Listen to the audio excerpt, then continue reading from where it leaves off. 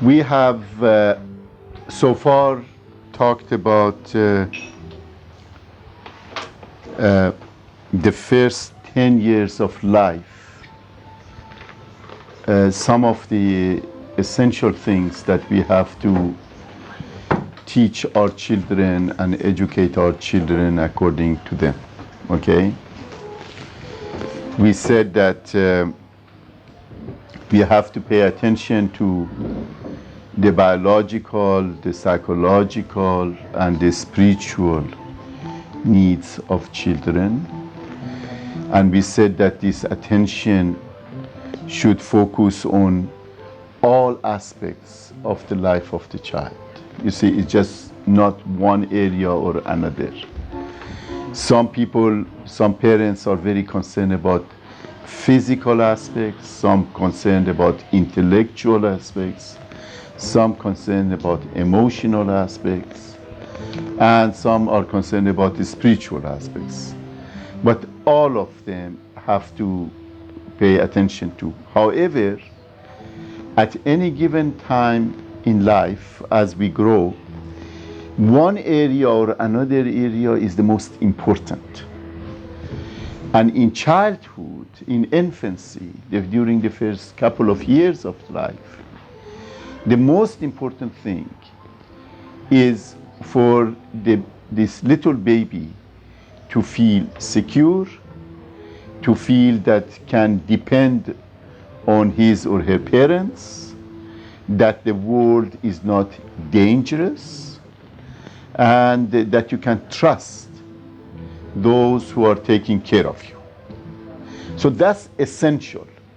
Other things are important. Having good food is important, having good care, good medical care, good stimulation, all of those things are also very important. We talked about them. And we said that then when the children become a little bit older, 2 years, 3 years, 4 years old, you have to help them to develop moral and ethical qualities. And these moral ethical qualities that develop are very much related to their natural human qualities and capacities to know, to love, and to will. So this is not unnatural for children to learn to be truthful. It's natural. As a matter of fact, not being truthful is unnatural.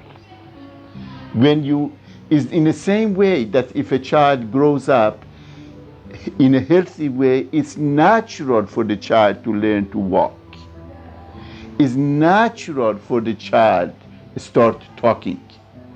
It's natural for the child, if the child is growing healthy, to start riding bicycles, to start learning alphabet, to start reading. These are natural processes.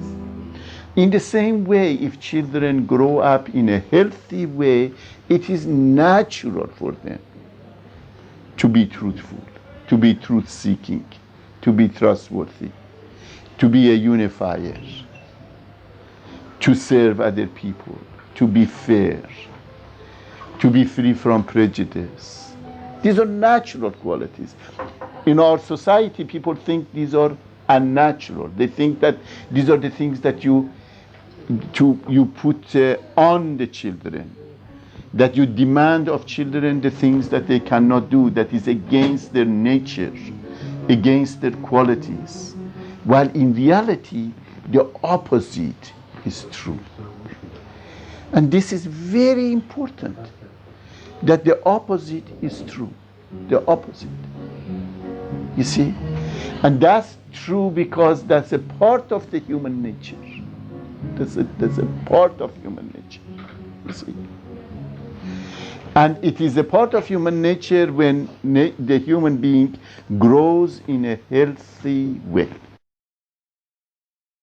In psychology, you will see that they tell you, teach your children to be very self-assured, Teach your children to be very self-confident. Teach your children to compete. Teach your children to take care of themselves. Okay? In other words, they say these things. They say, teach your children to become able to have confidence in themselves. Now, the best way that you can teach the children to do that is to help the child to feel that he or she is a very important, very precious, very noble individual. This is what we learn. When we learn that we are a very important person, that God created us for a purpose, that we are here because we are very important, that we have a mission in this life. Okay? When we realize that, then we would do everything possible to make ourselves better. And then you don't need to teach children to compete. You want to teach children to pursue excellence. You know what that means? In other words, you say to the child, I don't want you to compete with this person and to see that you are better than him. I want you to do your best. That's pursuit of excellence.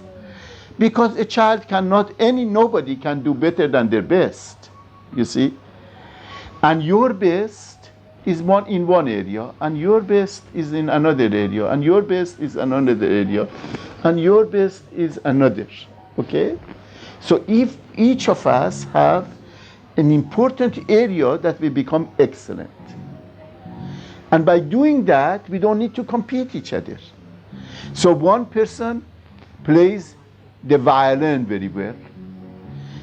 Another person becomes a good poet.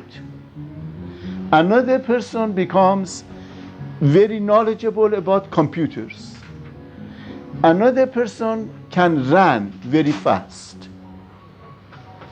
You see? So you don't need to compete.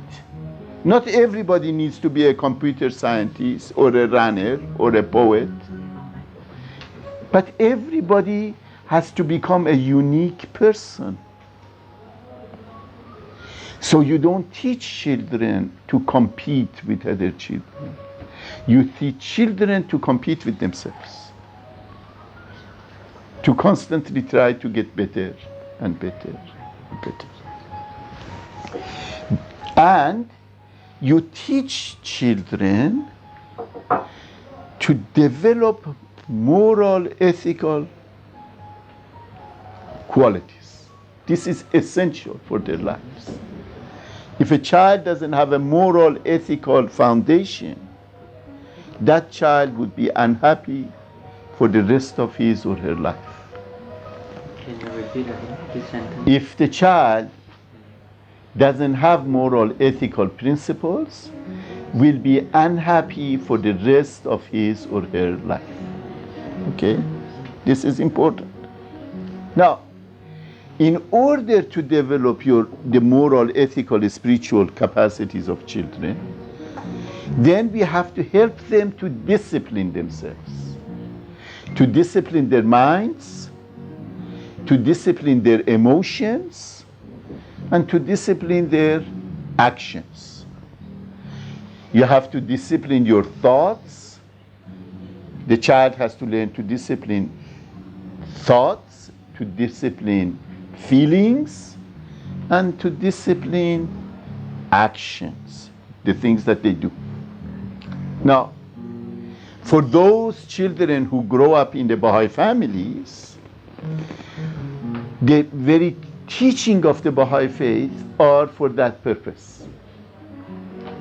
You remember this morning when I was talking with the children, and I told them that the food of the soul are the writings of the spiritual writings of the faith. You remember this morning I was talking with the children, I said the soul needs food, and that food comes from the teachings of the manifestation.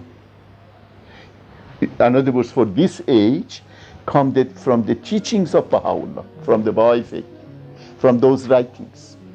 So when your children, every morning, you sit them and they pray. When they read from the writings, for example, they read, "Noble have I created thee." God says to human beings, "Noble have I created thee." God says to us, "I have created you noble. I have created you beautiful. I have created you magnificent." So that makes the child feel very good. And say, "Isn't that marvelous that God created me noble?" Or for example, the child reads, "I love thee, therefore I created thee." God says, "I loved you, so I created you." Now, nothing gives more confidence to a child to realize that God loved him or loved her and therefore created her. All of us were created because God loves us. If God didn't love us, wouldn't create us. Okay? Or for example, when the child reads, "All my handiwork is perfect." God says, "Everything I have created is perfect." So you are what God created. You are what God created. Every one of us was created by God. And He created us perfect. So you are perfect. Each person is perfect.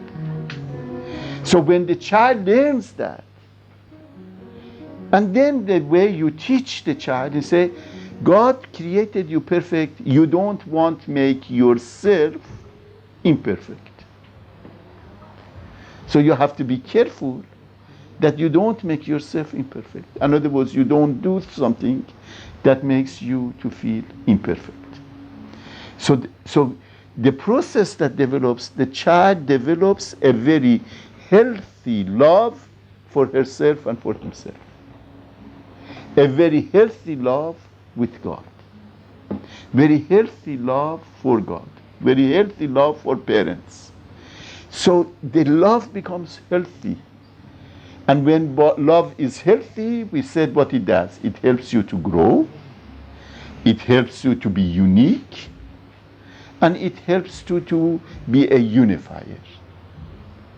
And when a child is a mature person, is very unique in qualities that he or she has, and is very unifier and brings people together, everybody would love that person.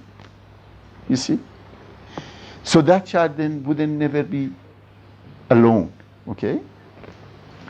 Now, while you help the child to develop this kind of love for himself and for others, you also have to help the child to respect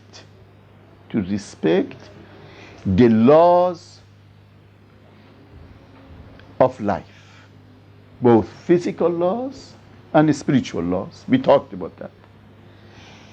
And this is what in the writings of the Baha'i Faith, when you read, when he says children have to have fear of God, it means that the children have to have a fear of breaking the spiritual laws. That's what it means. One of the meanings is this, that the child should be afraid of breaking the spiritual laws, the same way that the child should be afraid of breaking the physical laws. The same way that the child should be afraid of putting his hands in the fire, the child also in the same way should be afraid of stealing something. Okay? So that gradually the child begins to realize that there are certain things in life that we should be afraid of, we should respect, and certain things that we love and we go close to, and a balance is created. You see? So these are the important things that the children have to learn during the first 10 years of life. Okay? In addition to that, they have to learn their intellectual lessons and academic things that they go to school. And in addition to that, we talked about it, they have to learn about their emotions, about their feelings, why they get angry, why they get mad, why they get sad. You see, these are the things that children have to learn. But that you can teach them a little bit later in life. But the first 10 years is these moral, ethical issues that are so important. Okay, so important. Psychology puts a lot of emphasis on feelings, and feelings are important. But actually, if the children learn to have those qualities that I described, their feelings become much easier to handle. Now, as the children grow and become a little bit older, 11, 12, 13, 14, 15 years old, a very tremendous change begins to take place in the child. And that change is, first of all, biological, physical, because the child now suddenly start having hormones. So if a child is a girl, begins to have menstruation, the body begins to change, the breasts start growing, the child start having feelings that very unusual. The child doesn't know what these are all about. They are very frightening, becomes attracted to boys. And if it is a boy, it's the other way around. Their voices start changing, they start growing hair, they start having all kind of indications that they are moving from childhood to adolescence. And these are hormonal changes that take place in the body. And these hormonal changes, they change the feeling and the shape of the body. And the adolescent individual feels very uncomfortable about herself or himself. Doesn't know what these changes are all about. It's frightening to them, okay? So they become uncomfortable. They become unsure of themselves. They become afraid and so forth. So now you have to help the child to use their capacities of will, that we talked about before, and knowledge. We said that the children should know about these changes before it happens, you see, and their feelings.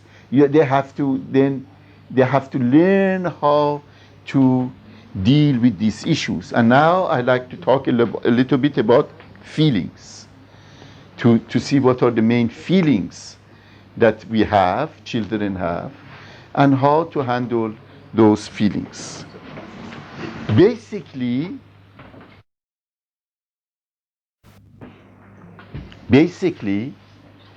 in life, there are two processes. Now, what I'm describing to you here, I have written it in one of my books. It is in a book called The Violence-Free Society, A Gift for Our Children. So there are copies of them available all over.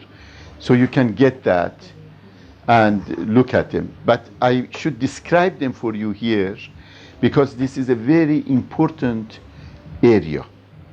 And we describe them and we talk about how they apply to the children, okay?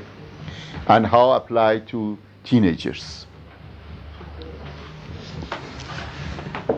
At any given time, there are two processes taking place in life.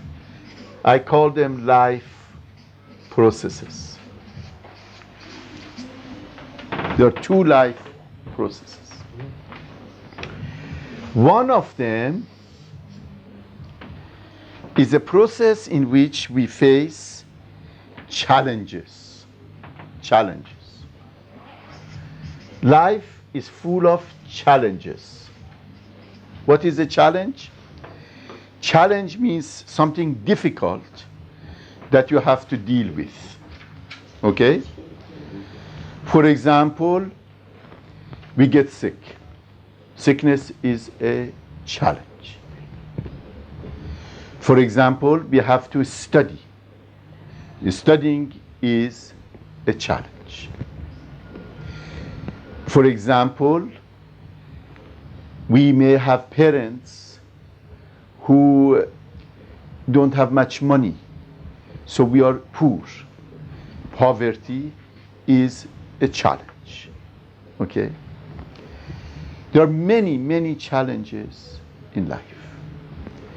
And when the challenges get too much, go beyond certain level, the challenge becomes a threat. Becomes a threat. Threat means that whatever you are facing is you feel that it is very dangerous. That's what threat means. Okay? And threat happens all the time also, you see? And sometimes something that one person thinks a threat, another person doesn't think is a threat. For example, if we had a mouse in this room now, some people start shrieking and jumping up and going on the top of the table because they will perceive the mouse as to be threatening. Okay? Other people, they don't feel threatened. Chinese is a good thing. The Chinese is good. Yes, I know that. They cook it. Yeah, they cook it and eat it. So, when a mouse sees a Chinese, the mouse feels threatened. Okay. So, all right, that's another way of doing it. But somebody feels threatened, okay? So there is always a threat, okay? Another good example of threat is, let's say, you, the most important person in the universe, right? Richard is the most important person in the universe. Everybody here is the most important person in the universe. You are walking in downtown of your city. Kyoto, Tokyo, London. Where is downtown of your city? We don't have one. You don't have the most important place in your city, your island. What is the name of it? Saipan is only one island. One island, no, but there is a place that everybody goes and gathers. Yeah. Garapan. Okay. You go, you are there, okay? And you are walking, you are the most important person. You are in the most important place in your city, which is the center of universe, okay? Okay. So you are walking there, and suddenly you see a little tiny dog, a French poodle, for example, a little dog with very sharp teeth. Just it's coming at you, okay? Barking and coming at you, okay? And you know that it's aiming at your muscles of your leg, you know? It's going to have a bite, okay? Now, when that happens, you feel threatened because this little stupid dog is going to come and first of all is making fun of you, making you feel stupid in front of everybody else because it's coming at you. You are frightened, you don't know what to do. Should you run away? But this dog is so little. Should you stop? But the dog is going to have sharp teeth and is going to eat your muscles. What are you going to do? So you feel threatened, and when you feel threatened, you have three feelings at the same time. The three feelings that you have, one is that you feel afraid, fear. You are afraid that this dog is going to bite you. Okay? You have another fear, another feeling. And the other feeling that you have is anger. Because you feel so angry at this little dog making fool of you, the most important person in the universe. Okay? So you feel angry. So you have anger. But you have another feeling. And the other feeling that you have, along with your fear, is that you feel anxiety, worry. You're worried. Worried is a little bit different from fear. So you have anxiety that actually this dog is going to do. Fear, anger, anxiety. Okay? These three feelings, fear and anger and anxiety, always are together. They are like a triangle. And always one of them is on the top. Fear, for example, is here. And below that, what's that? Feeling of anxiety. Yes. And below that is the tip of the iceberg. And below this is anger and anxiety. Or sometimes you can have anger on the top. And at the bottom you have fear and anxiety. And sometimes you can have anxiety at the top and you have fear and anger at the bottom. What's the meaning of anxiety? Anxiety means apprehension. Means it's not exactly like fear. You're anxious. You're under stress. Uncertainty. You are uncertain. You're unsure. You're worried. You don't know what's going to happen. Fear is very obvious. There is a lion here, you feel afraid. Anxiety is because you don't know what's going to happen. For example, if you are with you want to get married, let's say, or you want to find somebody to get married. You're anxious. You don't know, is anybody going to like me? Is anybody going to want to marry me? Is my marriage going to be okay? This is called anxiety. If you're going to take a test, am I going to pass the test? You know, if you're going to a doctor and you don't feel good, you feel anxious because you don't know what the doctor is going to say. If the doctor said you have cancer, then you feel fear. You say, oh my God, I have cancer, because the source of it is obvious now to you, you see? So there is a difference, you see? Now these three feelings are always together. And when they become very strong, people feel sadness. And then when they become very strong, the people feel depression. You see? So these are all together. So what happens is that if you have a fear and you have anxiety and you don't know what to do with it, then when you have fear, what you do? You run away. You withdraw. Withdraw. And when you feel very fearful, you become depressed. And when you are angry, you become aggressive. And if you're more angry, you become violent. And sometimes when people are very afraid, they become violent. And sometimes when people are very angry, they withdraw and become depressed. So these feelings all are together. Okay? One game, huh? That's right. That's right. They're all together. Now, most children feel fear, feel anger, feel anxiety. At times withdraw and go inside themselves. They don't want to talk with anybody. At times they feel depressed. At times they become aggressive. At that times become violent. You see all of these in children. You see it in adults. You see it in children. You especially see it in adolescents. Okay? These are the main feelings that our adolescents feel. Why the adolescents feel that way? Because they are feeling threatened. Because these changes that are taking place in them, they don't know what to do with it. So they are very afraid that they are not going to make it, that there is something wrong about them, that they are not lovable, that they are not likable, that they are going to fail. that people don't like them. These are the things that happens in adolescence, and consequently they have these feelings.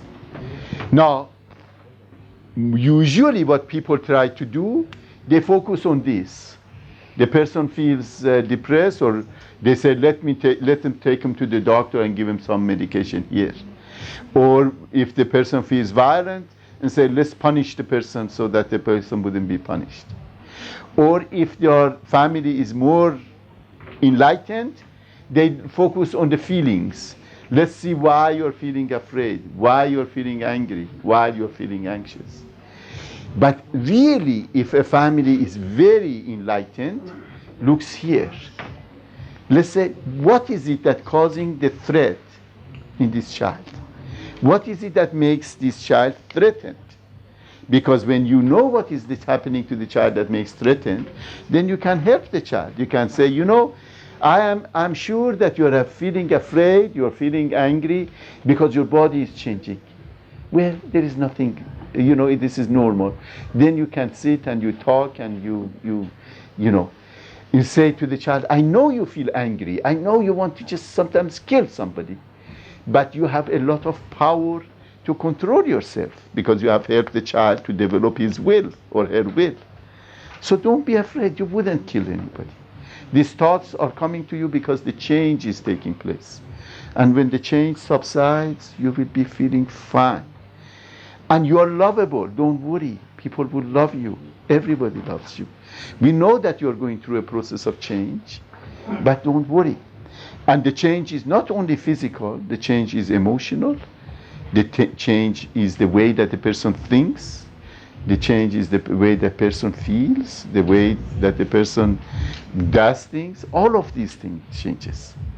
But if you already have helped the child to develop those capacities that we talked before, and those qualities of truthfulness and unity and justice and service and all of those things, then this child already has a lot of capacity to control himself or herself. So he feels in control of life, or she feels in control of life. So the changes that happen don't make the person so threatened. So the person feels very strong. You see?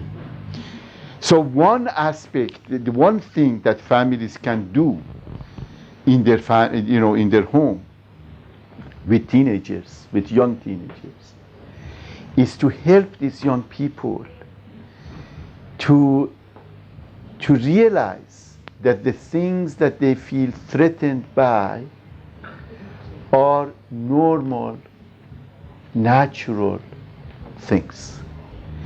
And that they have the capacity to deal with them. And if they needed help, you are there to help them. But this only can be done when the foundation is strong, meaning the child has developed trust, you remember, and has developed those moral, ethical capacities. When the child has developed those things, and the child knows about these changes and has been told that when he gets 11, 12, 13, or when she gets 11, 12, 13, things are going to change and life is going to be different and so forth. When you know something, you're not as afraid. For example, if you're going to walk in the dark and you're alone, you feel very afraid. Right? But if somebody is with you, you feel fine. Now, when the children become adolescents, it's like going through darkness.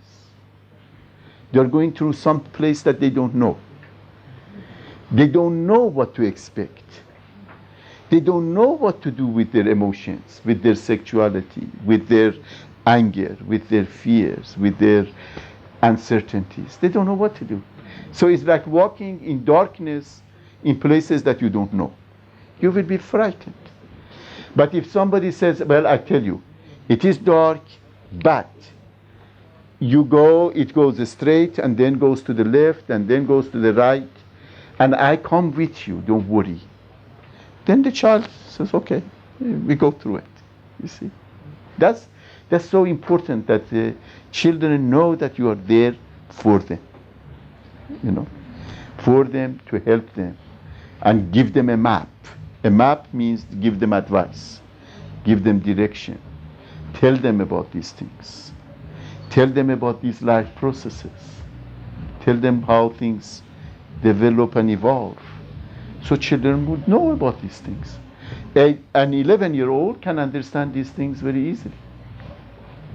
You shouldn't keep it from them. You should teach them these things. Teachers should do it. Parents should do it. And when you do that, they learn about real things of life. You know, a child reads about, you tell an 11-year-old to learn algebra or read about geography.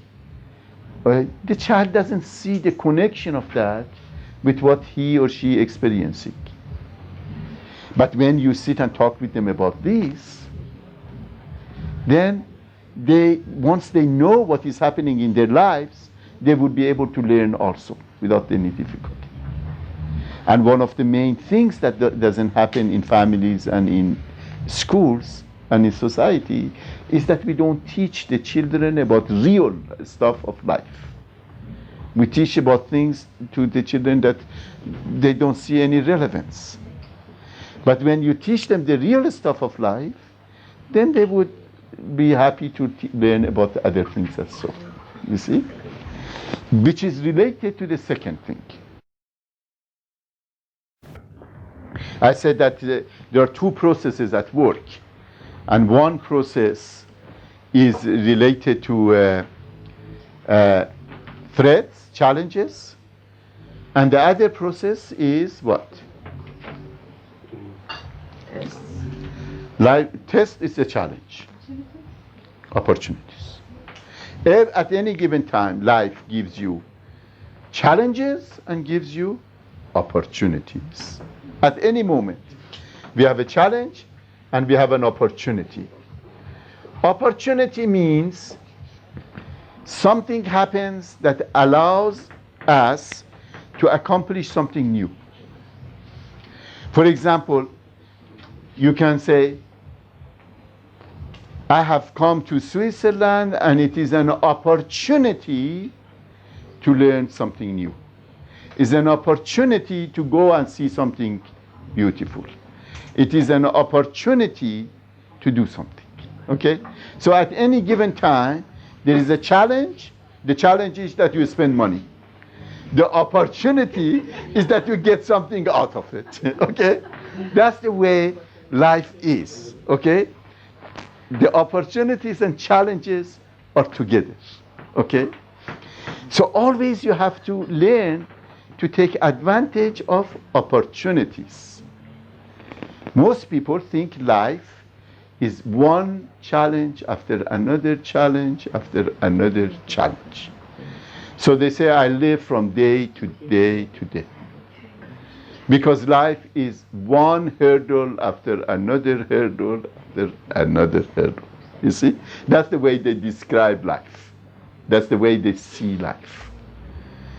But life is more than that.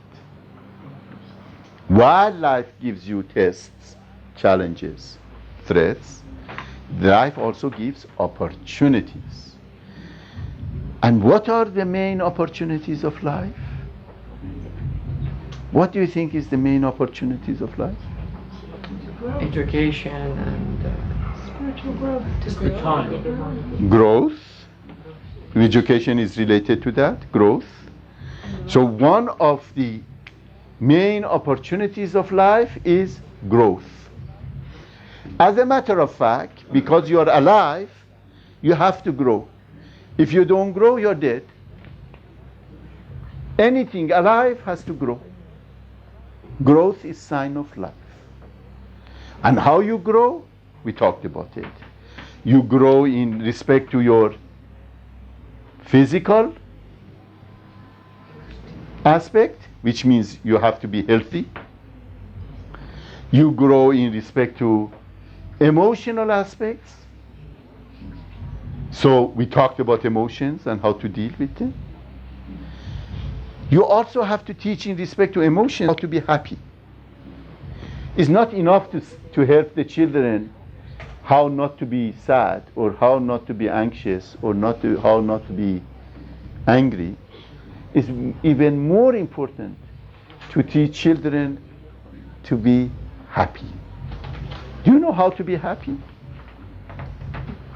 You know, happiness is an art, you know. How can I be happy in life? What is happiness? What is secret of happiness? Contentment. One part of it definitely is contentment. Meaning to be content with what happens in life. Enjoying things. One is thankfulness. To be thankfulness. One is to enjoy things. Detachment. To be detached, yes. They are all, you see, you're describing spiritual qualities. That's what you're doing. To learn to have fun, okay? There are many things. But happiness always is related to Spiritual values. to condition of unity. Happiness and unity are totally related with each other.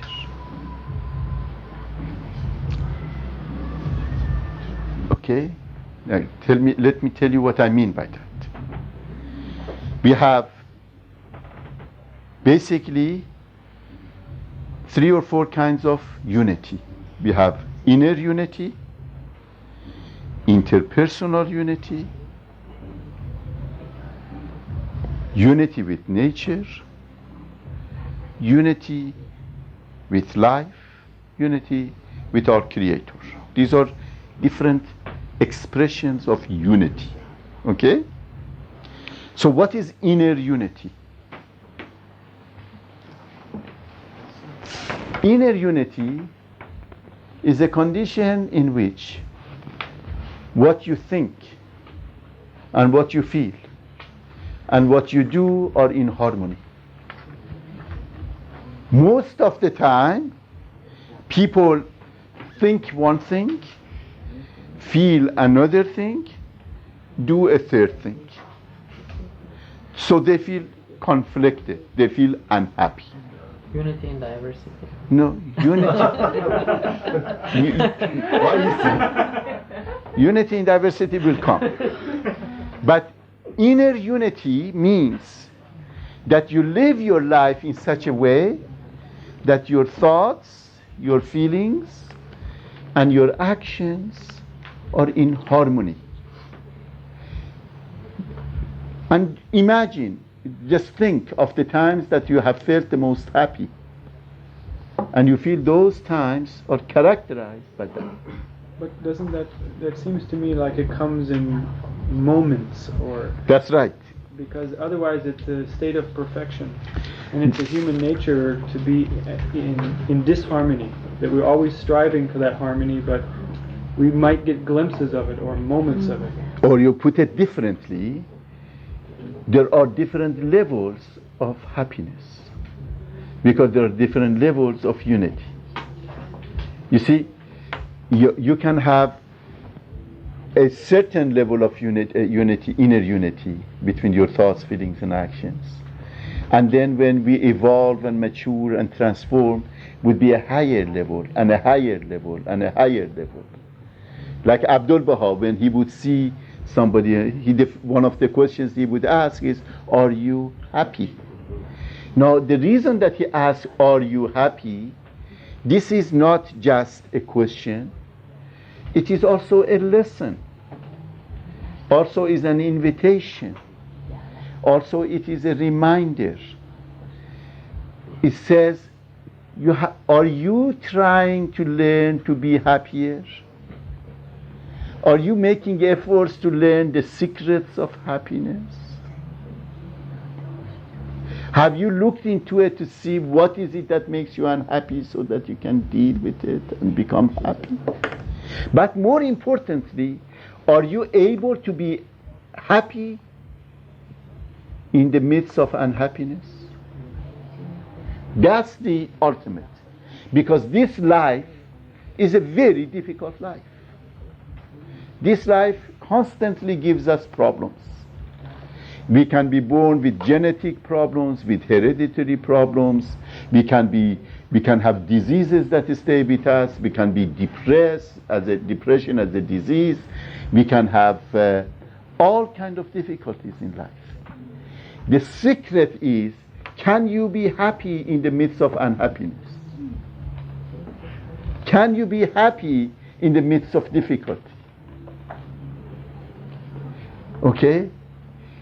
In other words, can you use your difficulties as opportunities rather than as challenges only? Do you learn how to do that? You see, that's a fantastic process. When you use the challenge before you and make it an opportunity for growth, for further growth, for further learning about yourself, for further learning about others. This process is a lifelong process, as you said. Okay? And usually as we mature and we transform, it becomes easier. But overall, it is extremely difficult. Okay? And the secret here, therefore, is, can you be happy in the midst of difficulties? If you do that, then you achieve something profound. If you are happy because all of the problems go on away, and then you were happy, that's not a big accomplishment. So when Abdul Baha said, in prison I was very happy, he's not boasting. He's not trying to say he was great. He was trying to say, look, actually it's possible that in the midst of very difficult conditions, you change those conditions from being a threat to be opportunity. See? Opportunity for what? Opportunity to grow. Opportunity to discover more about yourself, about your capacities, about your nobility, about all of those fantastic qualities that you have.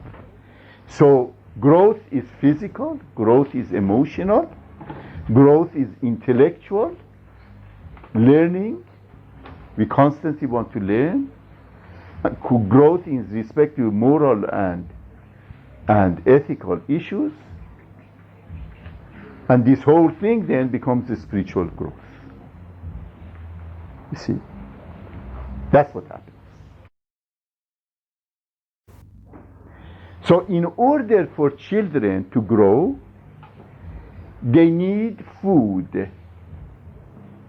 You see, growing needs food. And what do you think is the food for growth? Prayer and meditation. Guidance. You mean the physical food? Or Food for growth. spiritual one or the physical? Encouragement. All is one. This, you have to think in oneness. They are all one. Word of God. Encouragement. Encouragement is the most essential food for growth. Because encouragement gives you courage. Encouragement, you recall we said encouragement means to focus on the positive qualities of the person.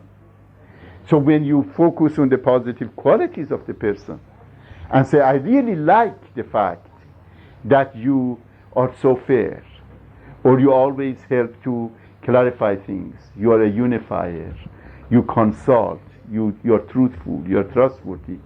When you focus on those qualities and encourage those things, then the young child would have the opportunity and courage to do new things for himself or herself. You see? So encouragement is essential food for growth. Okay? For emotional growth, for intellectual growth, for moral, ethical growth, and for physical activity and staying healthy, for all of these things. Encouragement is Very essential. And as you do that, then you're helping the child to mature. Okay? Maturity is the outcome of growth. Right? Just the outcome of growth. Now, another opportunity of life, we already talked about it, is what?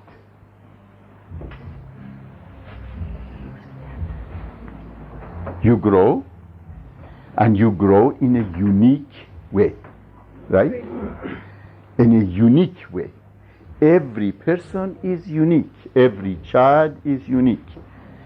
Another word, and uniqueness means that you become creative in the way that you grow.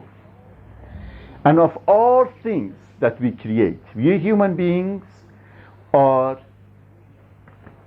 creators. We are created in the image of God. And one of the characteristics of God is that God is the creator. So we are creators. We create. The whole civilization is our creation. This table, we created. The idea of a university, we created. Making airplanes, we created. Everything that you see is our creation. Why? Because we are creators. We are born in the image of our Creator, therefore we are creators. Now, of all things that we create, the most important thing is the kind of a person that we become. The personality that we develop. That's the greatest creation that we have. So when you raise your children around 10, 11, 12, 13, you have to bring to the attention of the child, say, you know, you are a creator. And not only say, this is a marvelous painting that you did, or this is a marvelous grade that you took from school, or it is marvelous that you went and played volleyball so well, or it is marvelous that you accomplished all of those things, because children do. You played music and so well. Those are all fine. But you say you have to remind the child that the most important thing that they create is the kind of a person that they are. You say ultimately that is the most important. You are creating your personality. You are creating the kind of a person that you want to become. So let's sit and talk about it. What kind of a person you want to be? Not what you want to do when you grow up. That's not important. What kind of a person you want to be when you grow up? This is the most important thing. We most of the time when talk about with the children and young people, we basically say to the young people, what do you want to have when you grow up? And they say, well, I want to have a beautiful wife or a handsome husband. I want to have a good job. I want to have a lot of money. I want to have this kind of a car. I want to have that kind of a house. I want to travel around the world. These are the kind of answers they give you. But that's not important what you want to have. The important question is what kind of a person you want to be. Okay? You want to be a loving person? You want to be a kind person? You want to be somebody that people say, I really trust her. I really feel comfortable with her. I really appreciate the wisdom that she has. I really appreciate the courage that he has and helped me so much and so forth. That's the kind of a thing that you want to children start thinking about. So instead of asking your children, what do you want to be? What kind of a job you want to have? What do you want to have? You have to ask your children what kind of a person you want to become. What kind of a person? What kind of individual? You see? And that then becomes a very, very exciting challenge for the young person. You see? This is the process of creativity, to create their own personality Okay? Again, here you need encouragement. Now, you know what happens if life is not creative? What happens to children if their life is not creative?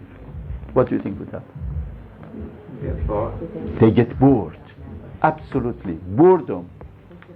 Boredom, it happens when the children's life is not creative. How many children you know that you ask them how you're feeling and say, I'm bored?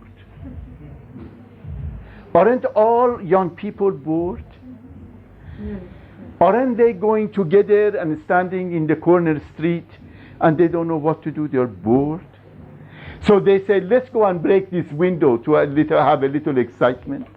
Let's go and steal something in the shop so that police comes and everything and is a little excitement. That's because people are bored. These children are bored because these children haven't been helped to have the concept of creativity. But when the child has the concept of creativity and is growing, then this child feels fulfilled. A sense of fulfillment comes in.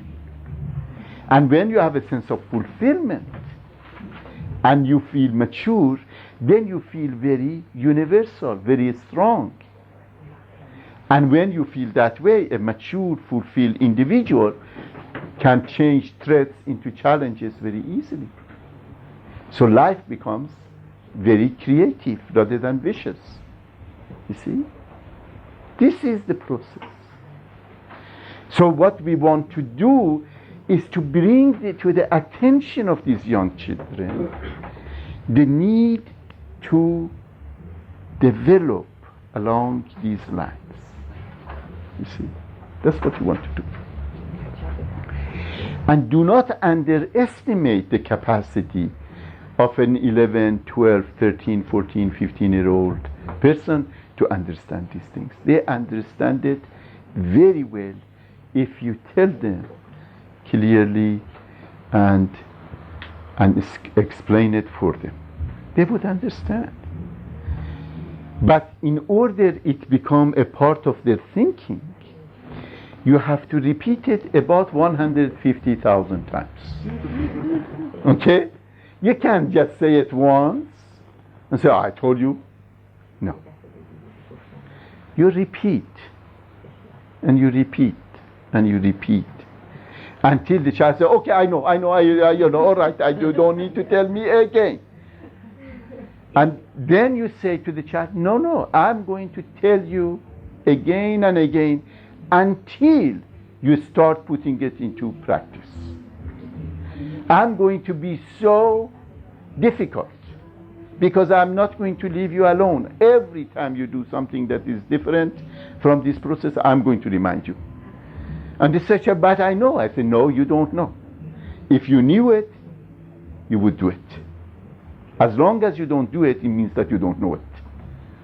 You may think that you know it, but you don't know it. You haven't understood the importance of it. You see? So that's it becomes in a way a game between parent and the child, or between teacher and the student, but it's a good game. It's a game that the child knows that, okay, really there is no way out.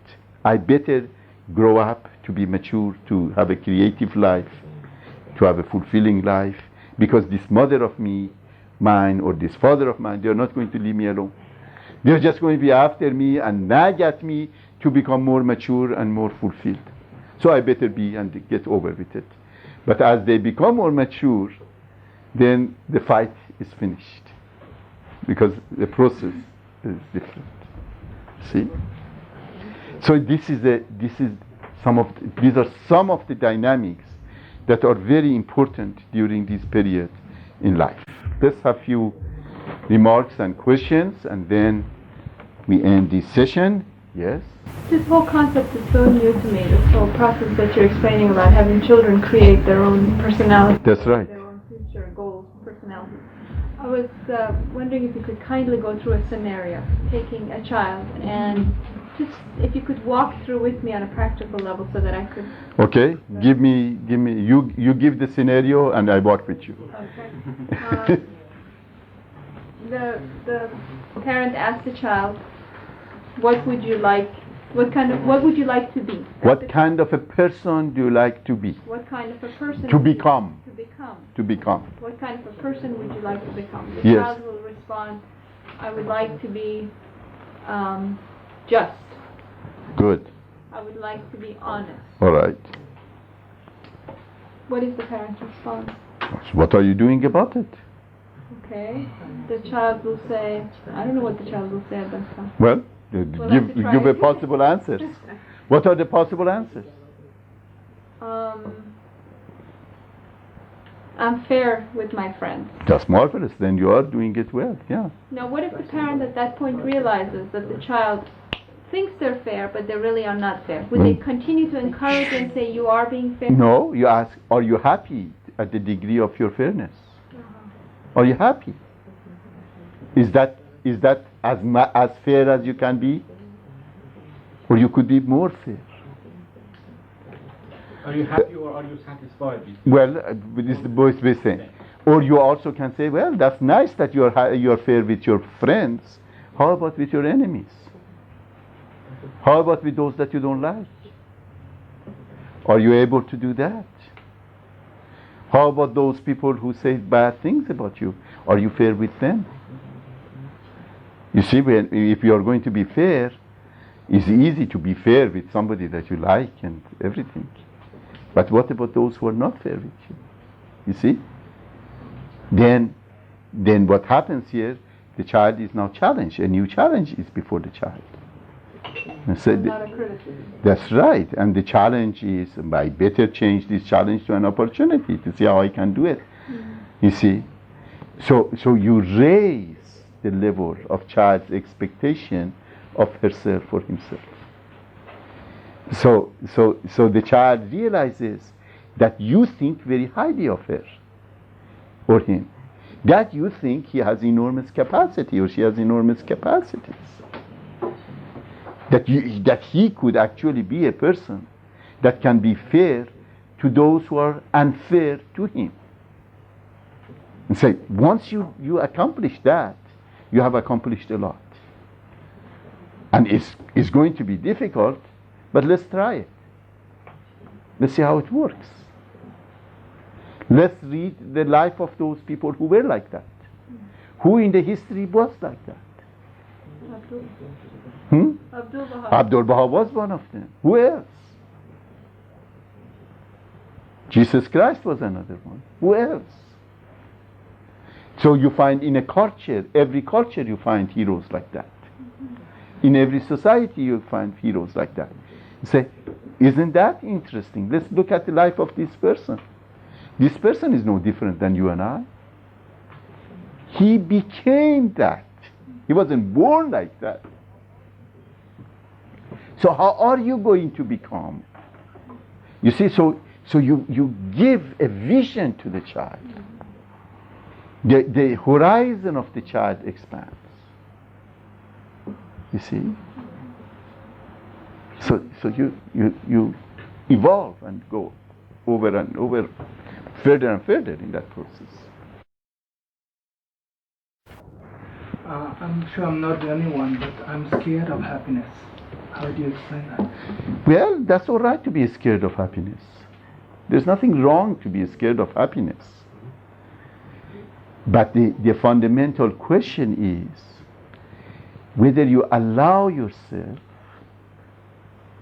to be happy in the midst of difficulties. Which means that you have to change your way of thinking about life or about happiness. You see? We have to change our way of thinking about it. In what way are you afraid of happiness? You know, I feel like I don't allow myself to be happy. Yeah, but in what? Like if happiness is something not attainable. Yeah. What level of happiness is not attainable? Any level. Just a little bit. just a touch of happiness. Is that possible? I don't know. We were talking about that some days ago, and I said, if when I go back to my childhood, Yeah. I have the feeling that my only memory is only bad moments. All right. So your child was I'm not happy. okay. all Do you the think time. there was any moment in your childhood that was you just for 2 minutes very happy? Maybe. Is it possible? Yeah, it should be possible. Can you remember one of them? I don't know. It's just- like if all the bad moments were No, taking and erasing these moments. No, they are not. What you are doing is that you don't want to allow yourself right now to sit and say, let me see, was there one moment in my life, all 48 years of it, how old are you? 14 in 1 month. What's that? 14 1 month. 40 and 1 month. In 1 month. In 1 month. All 39 and 11 months of my life. Okay. Say, was there one moment that was I happy? You see, first you have to allow yourself that. Okay? Because I think what you have done, you have established a mission for yourself in life. Your mission is not to feel happy and make sure that everybody knows that you are not happy. Because you're so unhappy about what the parents did to you. And your childhood was so difficult and all of those things. Therefore, we become angry. And we say, I show you. I am not going to make you to feel comfortable. You see, that's what happens. After a while, we become so resentful of what happens in our lives that we say, even if he's going to kill me, I'm going to do this. You know, have you heard that? It's the same process, same dynamic. So what you have to do, you have to start looking at the situation exactly the opposite way. What does it mean to looking at it exactly the opposite way? And say, now let me see whether there was one moment in my life that I felt some degree of happiness. Okay? Then 2 moments, then 3 moments, then 5 moments. You will be surprised how many of them you discover. But the only way you can do it is when you move away from being, what is it? Let's close it. Let's close it.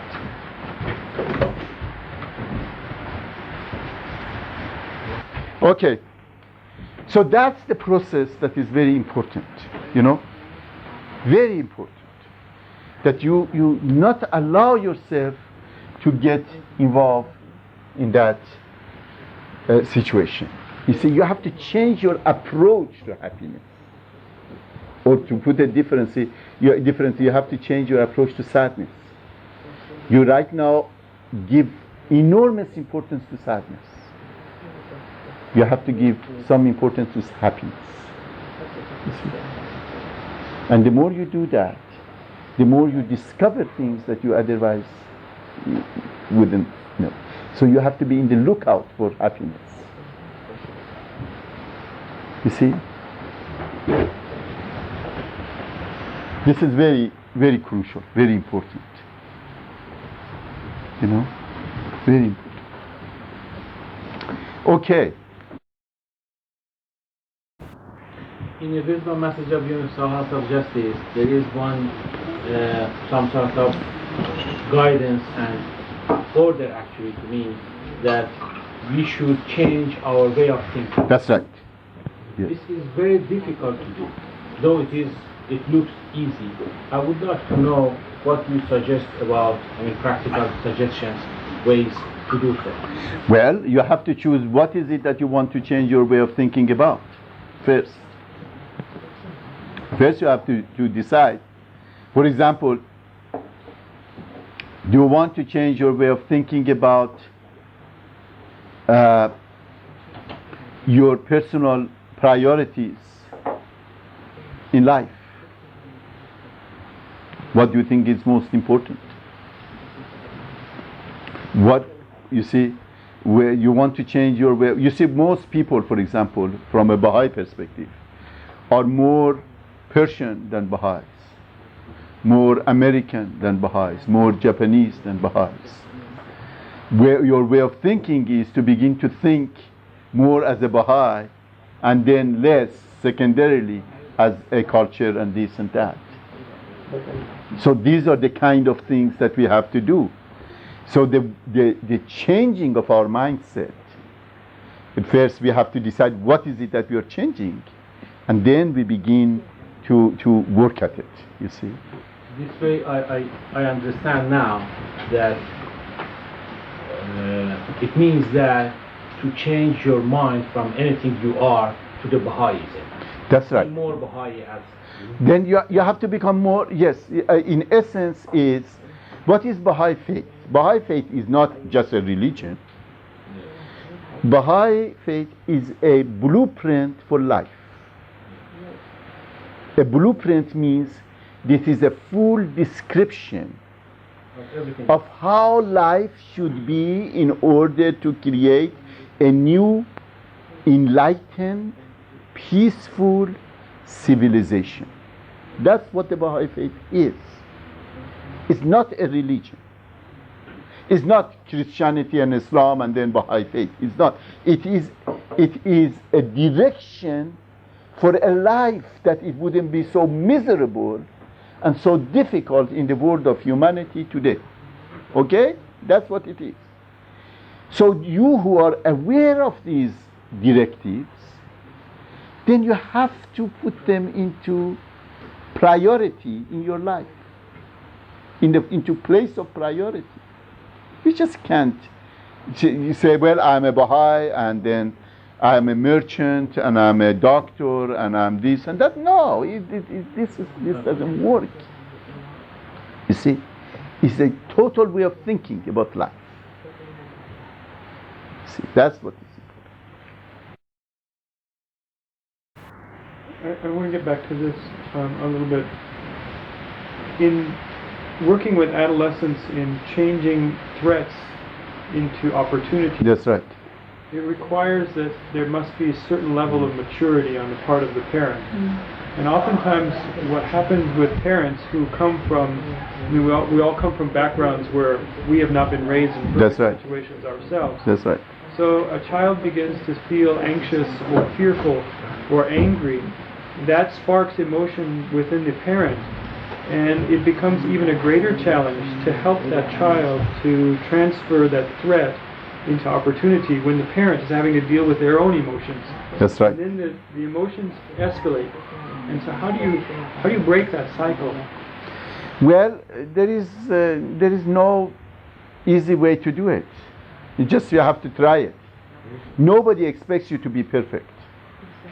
Okay? And don't think you have to be perfect in order your children to grow up to be fine. By the grace of God, majority of children grow up to be fine in spite of their parents. Okay? Okay?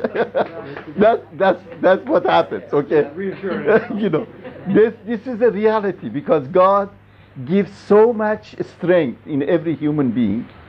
That's why these children grow up in most difficult situations and still they're so marvelous. Look at yourselves, okay? You grew up in difficult families, but you're doing fine. And your children are going to do better because you're more conscious of it. And their children are going to do better. But don't think that you have to be perfect in order to raise children in good shape. What is important that you try. It's important that you sincerely try to improve the way of dealing the children, raising the children, all of those things. That's what's important. You see? And the very nature of the very fact that you try, the very fact that you go through this process and you struggle, children see it. And children appreciate it. And children say, this is marvelous that my parents trying to do that. See, children are intelligent. They pick up things like that. And they don't expect perfection on the part of their parents. they expect their parents, if they are asking their children to do something, they try to do it themselves. That doesn't mean that they succeed, but they at least try. And do it with kindness.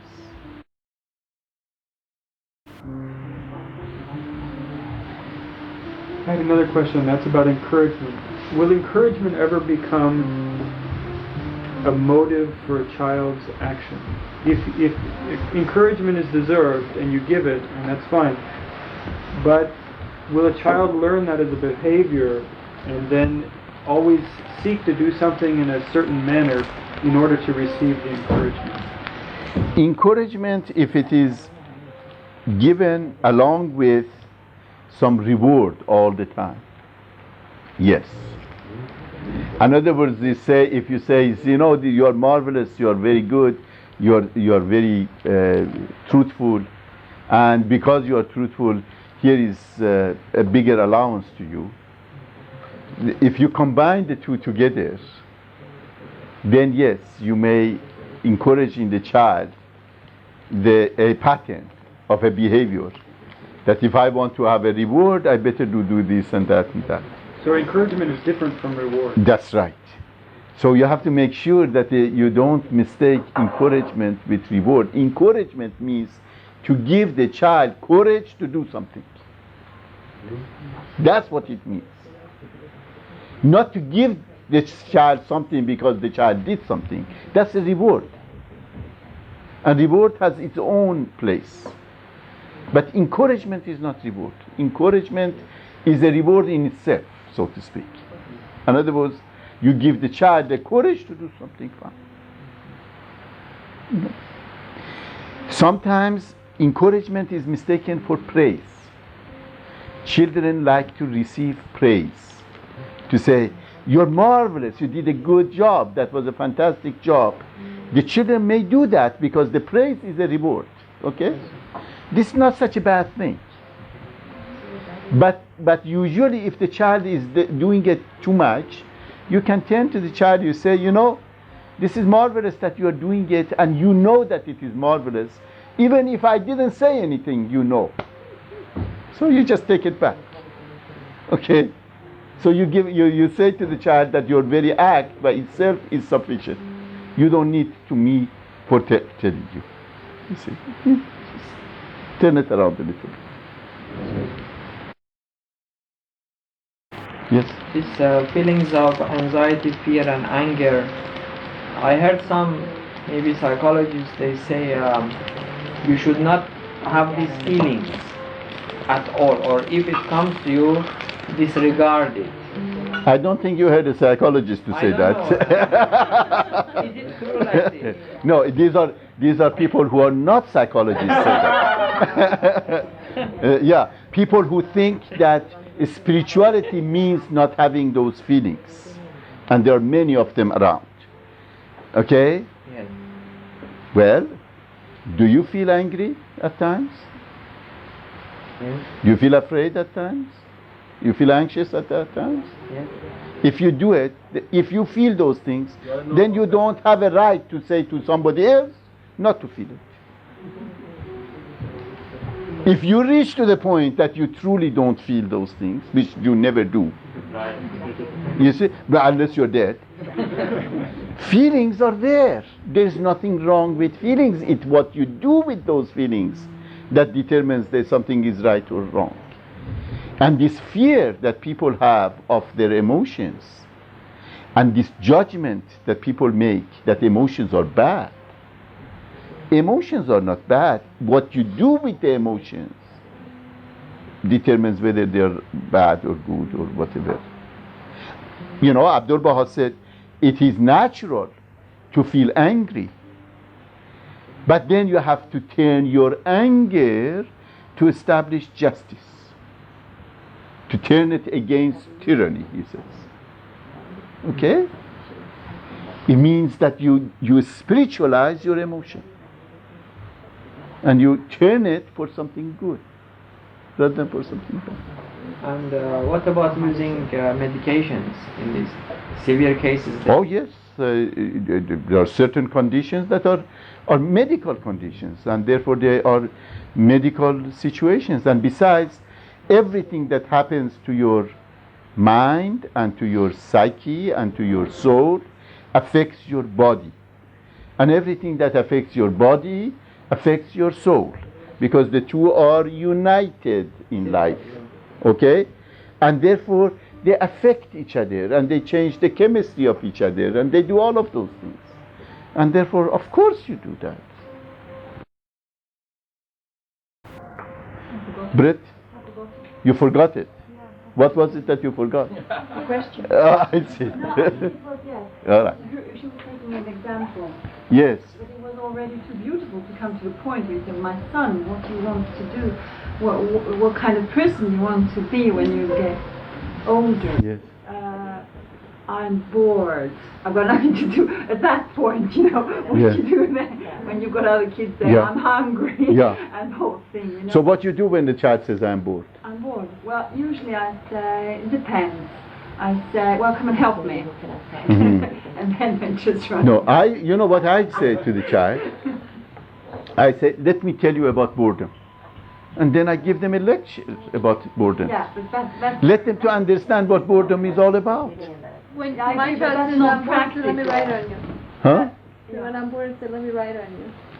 Let me write on the board. Yes, right on the board. Yeah, well, that works for a few minutes. Yes.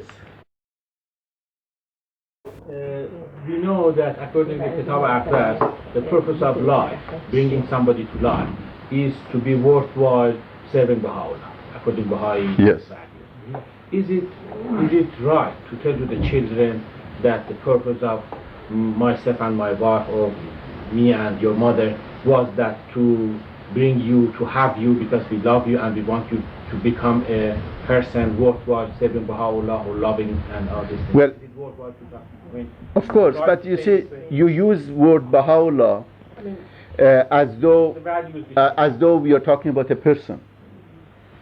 Okay, Baha'u'llah, another way of expressing it, is the truth of our time, the ultimate of age. Well, is a person. If we are not talking about a person, Yes. we are talking about a universal reality and truth. That's the part that So it is very important that you do not create a feeling of making children to expression of religiosity. There is a difference between religiosity and spirituality. Okay? Religiosity focuses on rituals, on individuals, on figures, and that kind of things. The purpose of life is to live a spiritual life, to transcend, like I was talking with the children, with the young people, to transform. So when we talk about our children, we say, the purpose of your life is you have to think of your life like a tree. A tree has some roots, has a trunk, has branches, has leaves. These things are necessary for the tree to be healthy, right? The roots of the tree are as big as what we see outside, okay? The roots are the moral, ethical principles that we all have to have, the trust that we have to have, okay? The leaves are necessary for life because leaves take the light, and then photosynthesis takes place, and it creates new life and so forth. The leaves are necessary. The trunk is necessary to be strong and stand strong, okay? They are necessary. So this tree, on the one hand, has to have those roots that I describe it. On the other hand, you have to have capacity to learn, knowledge, all of those outside qualities that we describe, to take the light from the world and so forth. Then after you do that, and these are the first 15, 20 years of life, then you reach the period of blossoming. You begin to blossom. And blossoming is beautiful. Most people, when reach to the age of blossoming, they stop. And they just want to blossom and to blossom and to blossom. They say, oh, I have to improve this thing. I have to improve that thing. I have to become this way better. I have to become that way better. I need a bigger house. I need a, this and that.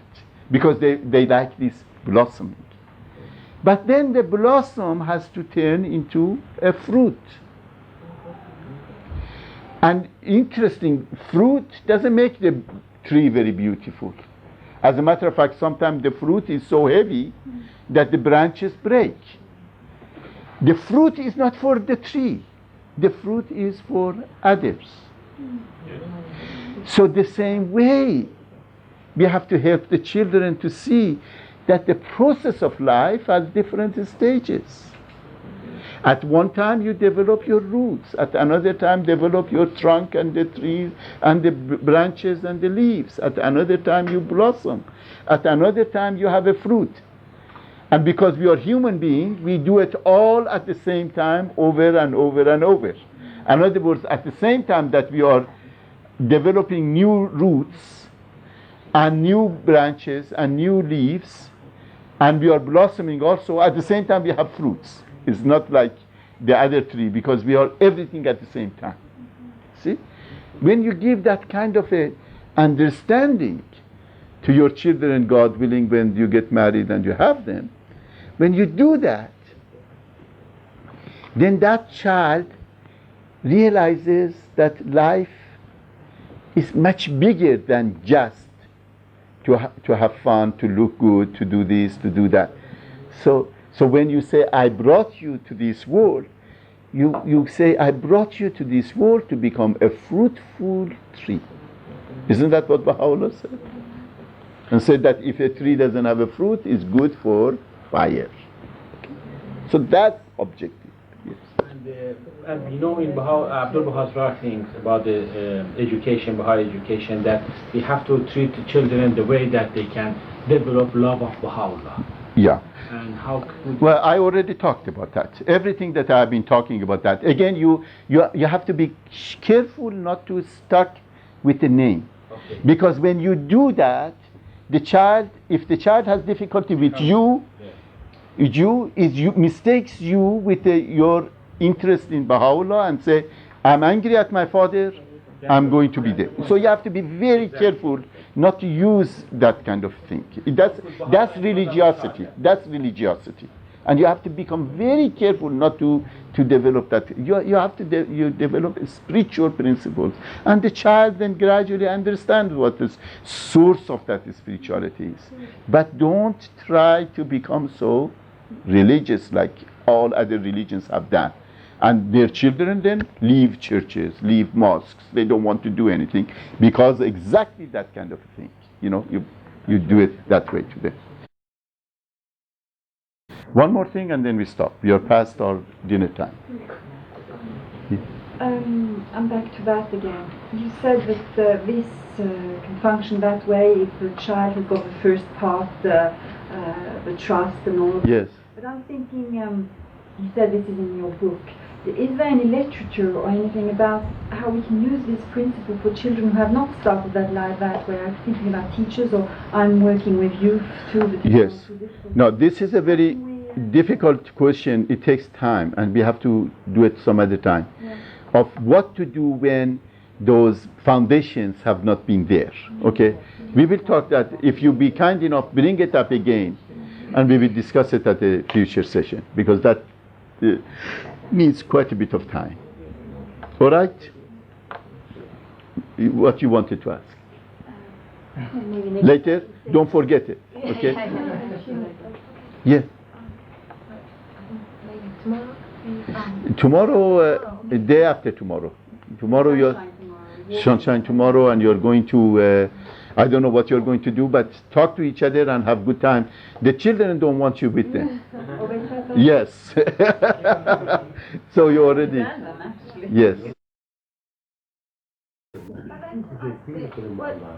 The encouragement and also the older. I mean, if children need the encouragement. Adults need encouragement also. Yeah, I mean, if children are suffering or struggling with something, then so our advice can be encouragement, right? But still, if they don't know what they have to do, Okay, that's a good point. You see, encouragement means giving somebody courage. One way that you can give somebody courage is to teach them something new. Because knowledge gives you courage.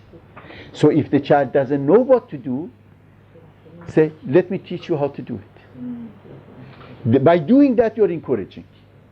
Because you're giving courage to the child. You're teaching something new to the child. You see? So encouragement has to be combined with action. You see, if you say to the child, I encourage you to be a mountain climber, to climb mountain. The child says, but I don't know how to climb mountain. Say, I teach you how to do it. So you go and you teach the child how to climb mountain. Then the child is encouraged. Because it's given courage now, it's given knowledge to do it. If the child says, you say, I encourage you to learn English. The child says, but I don't know how to learn English. You say, I help you to learn English. By helping the child, you're encouraging the child. You see? So you're right.